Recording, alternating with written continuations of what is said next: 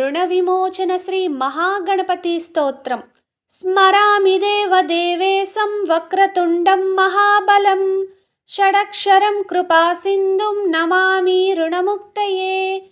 येडाक्षरं एकदन्तम् एकं ब्रह्म सनातनम्, एकमेवाद्वितीयं च नमामि ऋणमुक्तये।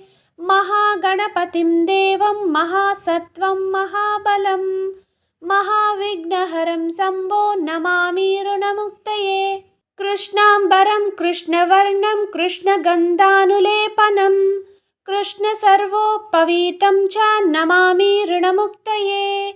रक्ताम्बरं रक्तवर्णं रक्तगन्धानुलेपनं, रक्तपुष्पप्रियं देवं नमामि ऋणमुक्तये।